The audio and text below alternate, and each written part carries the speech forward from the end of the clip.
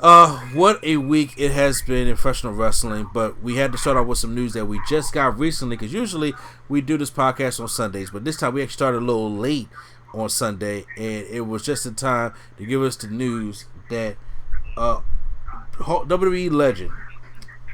I know you were about to say, yeah, man, keep going. You know, I was about to say, but he ain't there yet. James Harris, aka Kamala, passed away at the age of 70. The Uganda Giant, they used to call him. Yeah, he said, "Whoo." Yes. The Kamala character was definitely on that racially insensitive thing that we're talking about with WWE. They had a lot of those characters for African American wrestlers back in the day. From him, and he came out with Kimchi. Remember Saba Simba? I don't want to. Yeah, exactly. So, then we had, Mo and Mabel. So there was just a lot of racially insensitive and just blatant racist gimmicks that was out there in WWE. And Kamala definitely was one of them, as this jungle beast, this jungle creature type thing. He come out and pat his belly and things of that nature. And then he was in that era with Hogan and Undertaker. He actually had a rivalry with the Undertaker as well, and they had a whole thing with special casket for him and stuff like that. Then he moved over to WCW and became part of that group. What was it? With the Doom Barrage. I don't know. No. It was it wasn't Dungeon of Doom. It was something with Kevin Sullivan. I think it was the Dungeon of Doom, because it had the Giant. It had I think it had Hugh Morris. No, I'm talking about, and this is when it was like 1991, 1992. Remember when they had that whole Halloween? Yeah, I'm trying to think of what is it called?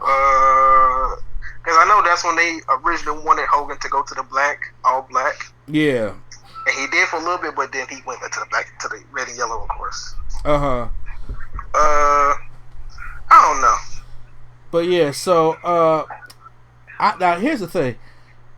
I was never a fan of Kamala like that, and once again, unfortunately, he was one of the first wrestlers besides Kevin Von Erich that wrestled barefoot. Mm-hmm. So it's not like by the way, it was the Dungeon of Doom.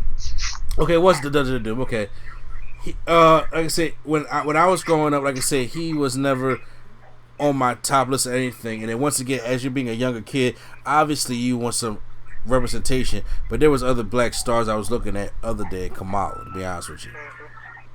And I said, but like, so when I see him face Hogan, or I see him face Undertaker, and then also as a little kid, he almost in a way kind of scared me on certain occasions. Why is that? I would say because first of all, Kimchi's mask was weird, and then he come out, being all beast like, and then his makeup was really good though. I would say that, and he just came out like this native beast that, when you're younger, you're not understanding racial stereotypes and stuff like that when you're, 5-6 years old. Yet, so you're just watching the wrestler. He just came off as, the evil bad guy, and waiting for Hogan to give him the boot and a leg drop, or taking the chokeslam, and then the way he would the way Kamala used to sell moves also, like the ooh, saying do stuff like that. I was just like, that was saying it was over the top to me. Very over the top. It was over the top for me. But yeah, born in Mississippi, yeah, Southern boy right there. Yeah, good Mississippi. I'm still scared of Mississippi to this day.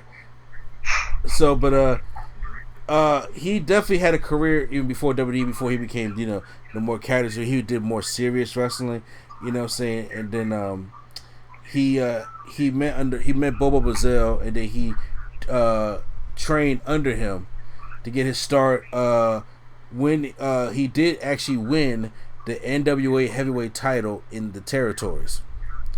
So, interesting. Yes, he traveled to Memphis in the early 80s, I believe 81, 82, you know what I'm saying, to join the Continental Wrestling Association, run by Jerry King Lawler and Jeff Jarrett at that time. Because, Yeah, so basically he was the jobber then. Yeah, well, when you go there with King and Law, especially in Memphis, you already knew that. Yeah, At that time as well. Oh, yeah. Okay. So he ain't getting no exactly. wins, basically. Is what you're saying. Yeah, yeah. Well, not there. No, not at all.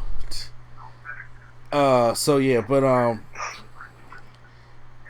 he did have some main event. He did have some main event matches. They said, and so I say in Memphis. You know what I'm saying, and he feuded for the AWA Southern Heavyweight Championship. Don't know. I don't think he Okay. won it, but did have like a feud with it in there. Okay. So yeah, uh, he kept performing, and then he'll perform. Uh, you know, with some of the big names back then, Harley Race, Rick Montel, Sergeant Slaughter, and then Andre Giant, Hogan, Savage. So he has tied up with the biggest names in there before his really WWE run, and then his WWE run really just kind of was just nothing but a joke.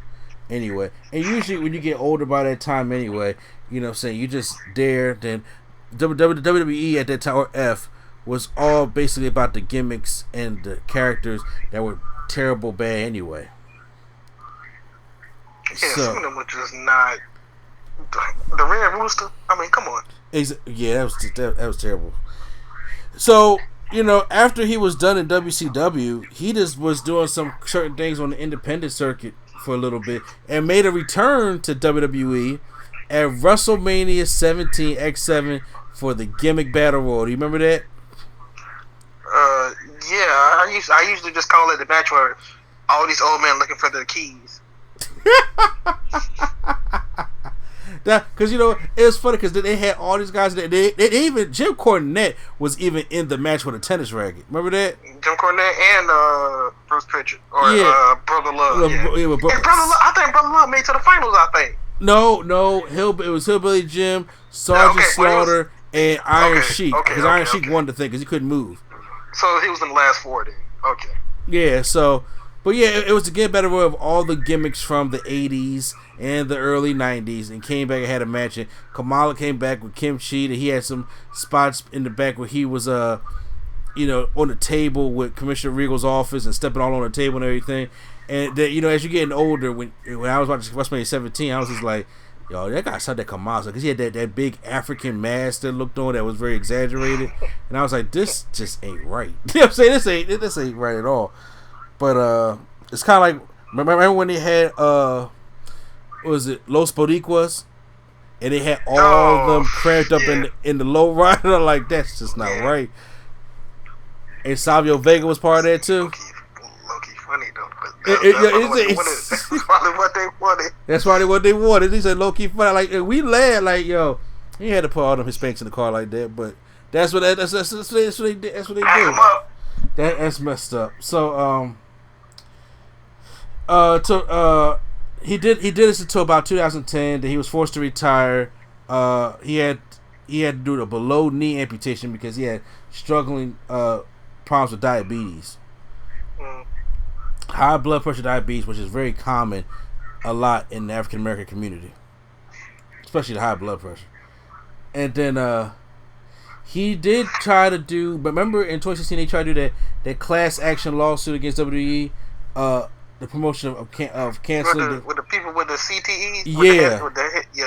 Okay. Yes, he was part of that, which the lawsuit was dismissed. I do hope, as time changes, because like I said, there's parts in history where things do get their time to shine, and I really want them to get a handle on the CTE problem, because it is terrible for these athletes out there, because there's just no help. There's no help for the athletes out there. So yeah, he was part of that, but the thing was dismissed, and then he had to get another. Yeah, but some of them though, some of them that was on that list, I think they were just trying to get on the ride on the money train. That's probably why they kind of dismissed it, maybe. Oh yeah, because it was a lot of names on that thing. Yeah, I think Sabu's name was on that list. You can't tell me that because Sabu worked at WWE that he had CT. You can't tell me. You can't. Come on now. Sabu, I tell you, man. I tell you, Sabu, no. So it is it's very hard, but it's hard to lose, Russ, especially if you have family, especially another one of our brothers are going down as black men. So rest in peace to Kamala. Because at first when I heard the news, they didn't even update it yet, but he did just pass away at the age of 70. And like I said, I think it was complications with diabetes. It wasn't. They didn't say it was COVID or anything like that. They were saying that people still die. You know what I'm saying? And it's not COVID related. So, may rest in peace. Did you have anything you wanted to add to that, Prime? This is rest in peace. Rest in peace. Understand that.